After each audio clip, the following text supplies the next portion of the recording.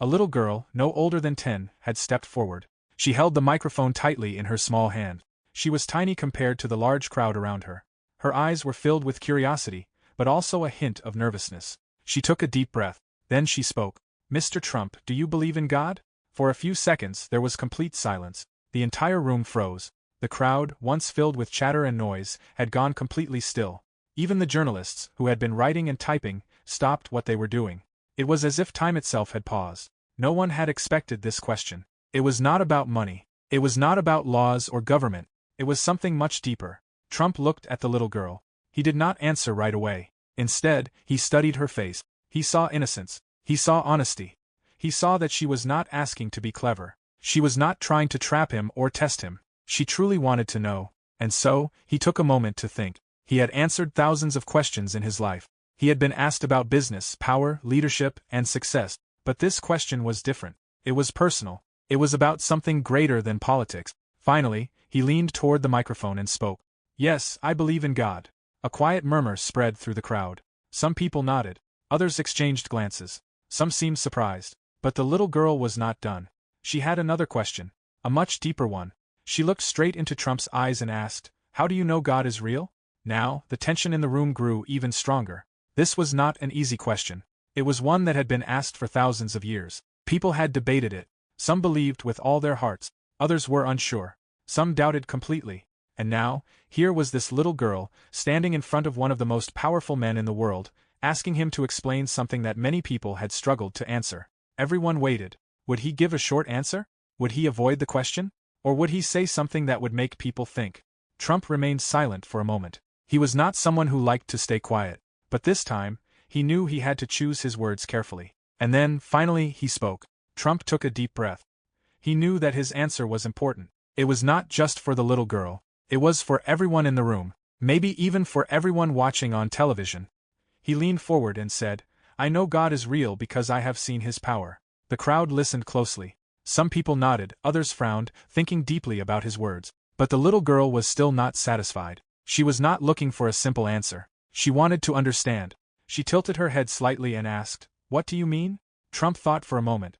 Then, he said, "There have been times in my life when I had no answers. Times when I faced big challenges. Times when everything seemed impossible. But in those moments, something always guided me. Something gave me the strength to keep going." The girl's eyes widened slightly. She listened carefully. Trump continued, "When I look at the world, I see too many things that cannot be explained by luck or chance. The way life works, the way we feel love, the way things happen just when they need to, it is too perfect to be random. I believe that is God." Some people in the crowd nodded in agreement. Others remained quiet. But the little girl had another question. She hesitated for a moment, then asked, "If God is real, why do bad things happen?" The entire room held its breath. This was the hardest question of all. Trump looked at the little girl. He saw something in her eyes. This was not just a question of curiosity. It was a question from the heart. A question many people have asked in their darkest moments. He sighed softly and said, "That is a very important question. And I won't pretend I have all the answers. No one does. But I do believe this, everything happens for a reason." The girl frowned slightly. She was thinking about his words. She was trying to understand. Trump continued, "Sometimes we go through hard times because they make us stronger. Think about the most difficult moment in your life. Did it teach you something? Did it change you? Sometimes, pain helps us grow." The girl nodded slowly. She was starting to understand. But she was still not fully convinced. Trump then said something even deeper. "We may not always understand why things happen. But that does not mean there is no plan. Sometimes we see only a small part of the picture. But God sees the whole thing." The little girl thought about this. She was quiet for a moment. Then, she wiped a tear from her eye. She looked up and asked one final question. "How do we know God loves us?" Trump smiled. This was the most important question of all. He leaned forward and said, "Look at the people who love you. Look at the beauty in the world. Look at the times when you feel happiness, peace, and love. That is how you know God is there." The girl's eyes filled with tears again. But this time, they were not tears of sadness. They were tears of understanding. The crowd remained silent. Some people had tears in their own eyes. Others were lost in thought. Trump finished with these words, "Never stop asking questions. Faith is about searching, learning, and believing, even when things don't make sense. That is what makes it so powerful." The girl smiled. She had asked the question that was in her heart, and she had received an answer. Maybe not a perfect one, but one that gave her hope. And sometimes that is enough. After Trump finished speaking, the room remained silent for a long moment. It was not the usual kind of silence. It was the kind of silence that happens when people are deep in thought, when words sink into the heart instead of just passing through the ears. The little girl was still standing there. Her small hands gripped the microphone tightly, but her face had changed. When she first asked her question, she had looked curious but also a little unsure. Now, she seemed to be feeling something different. Her eyes were filled with emotion. Tears had started to well up, not because she was sad, but because she felt something powerful inside her heart. Maybe it was understanding, maybe it was hope, or maybe it was something even greater, faith. Some people in the crowd started to whisper to each other. Others simply stood still, lost in their own thoughts. Even the journalists, who usually focused only on headlines and breaking news, seemed to be thinking deeply. One man in the audience wiped his eyes. He was not the kind of man who cried easily, but something about that moment had touched him. Another woman folded her hands together, closing her eyes for a few seconds. She seemed to be praying. Trump stood there, watching the little girl. He knew that his words had reached her. But he also knew something else. This was not just about him. This was about something much bigger. Faith is something that cannot be forced. It cannot be sold, and it cannot be proven with numbers or science. It is something that people must feel for themselves. And at that moment, many people in that room were feeling something they could not explain. Finally, the little girl spoke again. Her voice was soft but clear. "Thank you, Mr. Trump." Trump nodded. "You're welcome." She stepped away from the microphone, still holding her emotions inside her small heart. She had come with a question, and she had found an answer. It might not have been the exact answer she was expecting, but it was something she would remember for a long time. The event continued, but something had changed. Trump went back to speaking about other topics, about leadership, about business, about America. But now, the crowd was different. They were still listening, but their minds were still holding on to that moment. Some people in the audience whispered to each other, still discussing the little girl's question. Others seemed lost in their own thoughts. It was clear that something had shifted in the room. One journalist, who had been taking notes throughout the event, put his pen down for a moment. He stared at the stage, thinking deeply. He had covered many events before, press conferences, speeches, rallies. But this was different. This was not about policies or elections. This was about something much deeper. He wrote a single sentence in his notebook. Sometimes, the simplest questions are the ones that touch the heart the most. The event came to an end. People started to leave the hall, walking slowly, still thinking about what had just happened. Some checked their phones, some talked to their friends, but many left with something they had not expected to feel that day, a renewed sense of faith. Outside the hall, the little girl walked with her mother. She was quiet, but there was something different about her now. She held her mother's hand tightly. She looked up at the bright sky and whispered something under her breath. Her mother noticed and asked, "What did you say?" The little girl smiled softly and replied, "I just said, thank you, God." Her mother squeezed her hand gently. She didn't need to say anything. She understood. Days passed, then weeks, then months. The video of the event spread across social media. The clip of the little girl asking her question, and Trump's response, was watched by millions of people around the world. Some people agreed with what he said. Others did not. But no one could deny one thing: it made people think. In homes, in offices, in schools, and in churches, people discussed that moment. The question the little girl had asked was one that people had been asking for centuries. How do we know God is real? Some found their own answers through faith. Others kept searching. But the most important thing was that people were thinking about it. They were asking. They were wondering. And that is where faith begins. It does not always start with a miracle. It does not always start with a great event or a dramatic moment. Sometimes, faith begins with a simple question from a child. A question that makes people stop. A question that makes people reflect. A question that stays in the heart long after it is asked. And maybe, just maybe, that is how God works. He does not always give clear answers.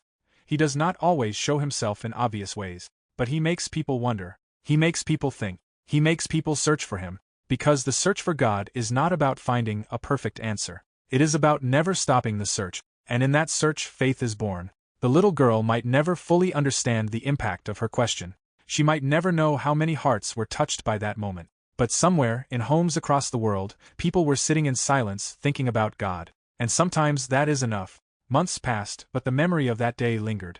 The little girl's question had sparked something far bigger than anyone could have imagined. It wasn't just a fleeting moment, but a ripple that touched lives across the globe. It had become a conversation, a movement, and for many, it had become a deep, personal reflection. In a small town in another part of the country, an elderly man sat in his living room, watching the news. The clip of the event had been replayed multiple times, and each time he saw the little girl ask her question, his heart swelled.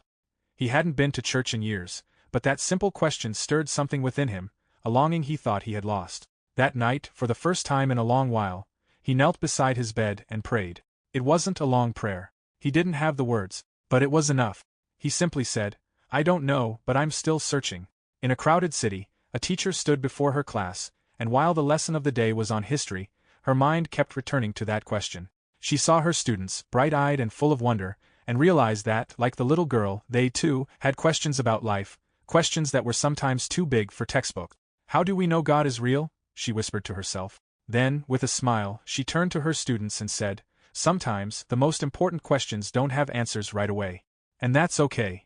Her words weren't just for the students, they were for herself too. She didn't have all the answers, but in that moment she knew that faith wasn't about certainty, it was about the willingness to ask, to seek, and to trust. Across the world, in a quiet village, a young man sat with his grandmother. They were having dinner, and as they ate, she shared stories of their ancestors, stories of faith, love, and perseverance. But there was one story she never told him. It was about her own search for God. She had spent years questioning, doubting, and seeking, and though she never found all the answers, she had found something deeper, peace in the search itself. That night, the young man sat by the window, looking out at the stars. He too had questions, and for the first time in a long while, he didn't feel alone in his search. There was comfort in knowing that others, even those who came before him, had asked the same questions and had learned to live with the mystery. As time went on, the world moved forward. The event faded from the headlines, and life continued as it always does. But the moment when the little girl asked her question had created something lasting, a quiet, subtle change. It was in the way people looked at each other. It was in the way they listened more closely to the silence, searching for answers in the spaces between words. Somewhere, in the midst of the noise of daily life, people were learning to pause. They were learning to listen not just with their ears, but with their hearts. They were learning that silence could be as powerful as speech, that sometimes, in the stillness, the deepest truths were found. The little girl, who had once felt uncertain, now walked through the world with a quiet strength. She didn't know all the answers, but she had learned something valuable that day, a lesson in faith. Faith wasn't about having all the answers. It wasn't about being sure all the time. It was about asking the questions, about holding on to hope, and about knowing that the search itself was a part of the journey. A year later, Trump found himself at another event. This time, there were no questions from children. There were no moments of silence. It was a standard rally, full of speeches, applause, and promises. But in the middle of his speech, his mind drifted back to that day, the day when a simple question had sparked a movement of thought, of reflection, and of faith. He smiled to himself. He hadn't expected that moment to change him, but it had. In the end, it wasn't about politics, leadership, or business. It was about something more profound. In a quiet corner of the world, the little girl had unknowingly started a journey that had brought people closer to themselves, to each other, and to their own search for meaning. Faith, Trump realized, was something that transcended politics, power, and position. It was universal, and it had the power to change lives in the most unexpected of ways. As the rally continued, Trump paused for a moment. He thought of the little girl, of her simple question, and of the thousands of people whose hearts had been touched. And in that brief moment of reflection, he found himself asking, too, how do we know God is real? And maybe, just maybe, that was the question that mattered most. As the months turned into years, the impact of that one question continued to weave through the lives of countless individuals. It wasn't just about the people in the room or the millions who watched the event online. The question had taken root in places no one could see, inside hearts, in quiet moments of reflection, in the stillness of the night. In a small, forgotten library in the middle of a bustling city, an old woman sat by a window, a book in her lap. She had lived a long life, filled with its share of joys and sorrows. But it was this question, how do we know God is real, that had become a constant companion, following her through the years. She didn't have an answer, at least not one that could be put into words. But as she watched the sunset paint the sky with shades of orange and purple, she felt something she couldn't describe. It wasn't a sudden, overwhelming revelation. It was more like a quiet reassurance, a knowing deep within her soul that God existed, not in the way people often expected, but in the small moments, the laughter of a child, the kindness of a stranger, the beauty of nature. She smiled softly to herself. The question was no longer a burden. It was a companion, reminding her that faith wasn't about finding the perfect answer.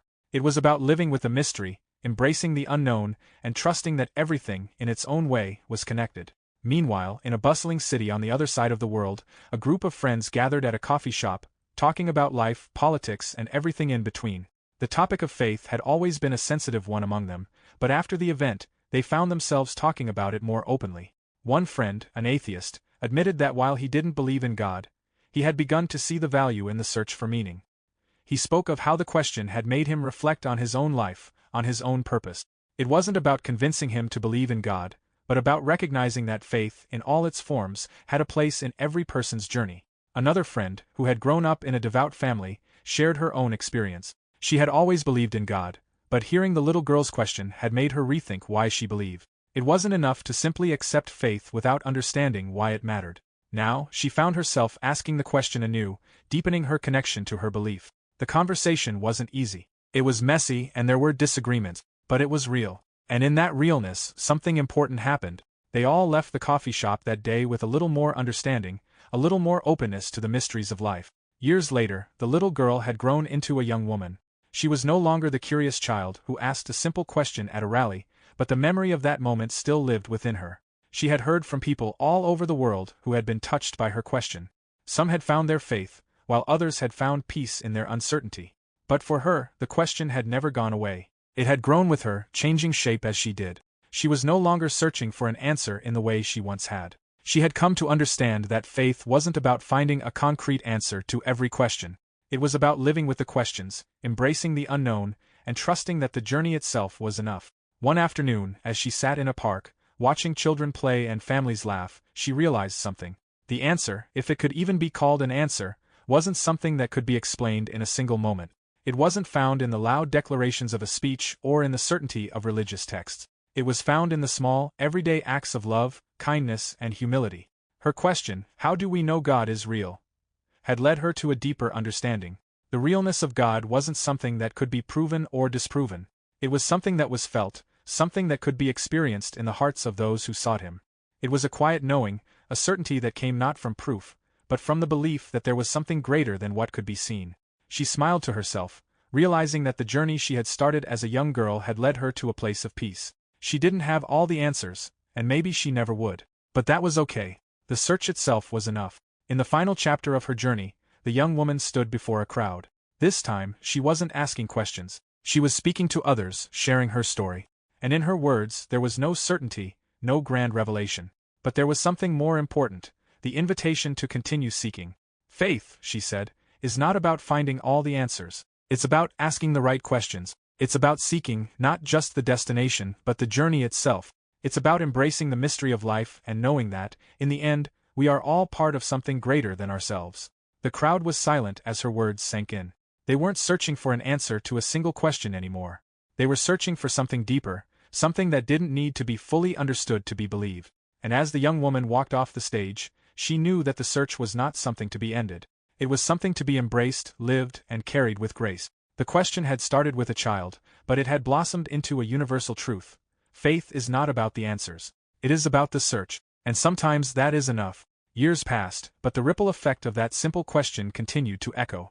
The search for meaning, for truth, and for understanding never truly stopped. It grew, changed, and took on different forms in the hearts of many. The young woman, now an adult, traveled the world, speaking to people from all walks of life. She shared her story, but more importantly, she listened to others. She listened to their questions, their doubts, and their belief. She didn't have all the answers, but she realized something powerful, that every person's journey was unique, and every question mattered. In one town, an elderly man approached her after a talk. "I've been searching for God my whole life," he said, "and I've never found the answer I was looking for. But your story, it gave me peace. It made me realize that maybe it's not about finding the answer.